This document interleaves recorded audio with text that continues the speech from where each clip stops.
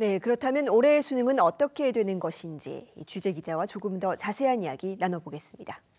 황대웅 기자, 네. 오늘 아무래도 가장 관심이 집중된 부분이 킬러 문항에 대한 대책이었는데 이 핀셋 제거하겠다 이런 표현이 나왔네요. 네, 그렇습니다. 공교육 과정에서 대비할 수 있는 이런 킬러 문항들 때문에 교육 공정성이 훼손이 됐고 이런 상황이 학부모들의 불안감을 키우면서 과도한 문제풀이식 사교육이 심화됐다. 이게 교육부의 분석입니다. 교육부는 앞서 사교육 대책 준비하면서요. 문제들의 정답률이라던가 선택 과목의 유불리 문제같이 수능에 관련된 정보지만 충분히 공개가 되지 않아서 학부모와 학생들이 사교육으로 달려갔던 부분들 공개를 좀 검토하겠다 이런 얘기도 했었거든요. 그런데 이번 대책에서는 이 킬러 문항의 핀셋 삭제 좀 더 집중을 하기 위해서 모두 추후 과제로 미뤘습니다.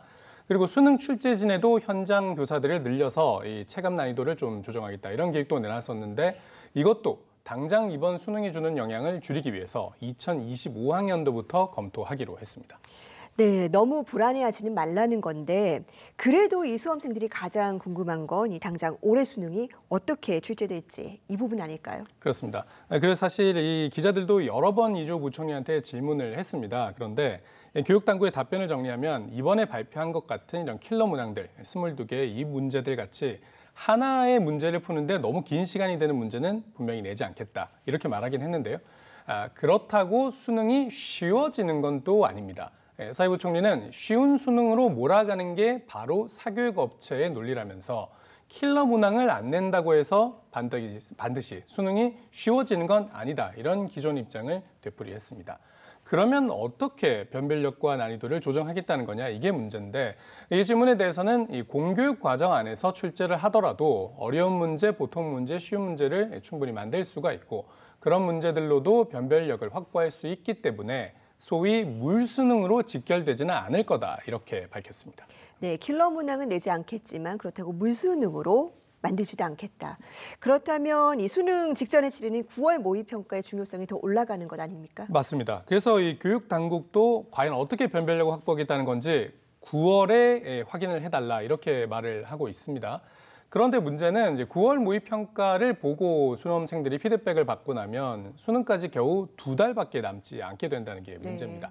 네. 교육당국은 갑자기 9월에 새로운 유형을 낸다던가 하는 일은 없을 거라고 했는데 꼭 새로운 유형이 나오지 않더라도 예상하지 못한 문제가 발생할 수 있을 텐데요.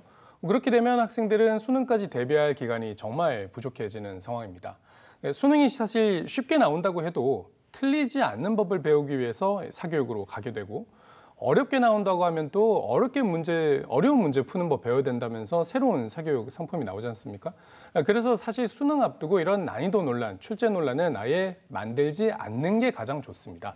이주호 사회부총리도 좀 더 일찍 이런 문제들 해결하지 못하고 뒤늦게 발표하게 된 것에 대해서는 사과를 했습니다.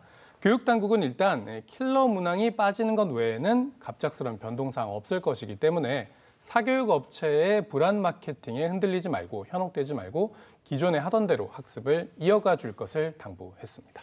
네, 무엇보다 이 평정심 유지하면서 기본에 충실한 공부하는 게 중요할 것 같습니다. 오늘 말씀 잘 들었습니다.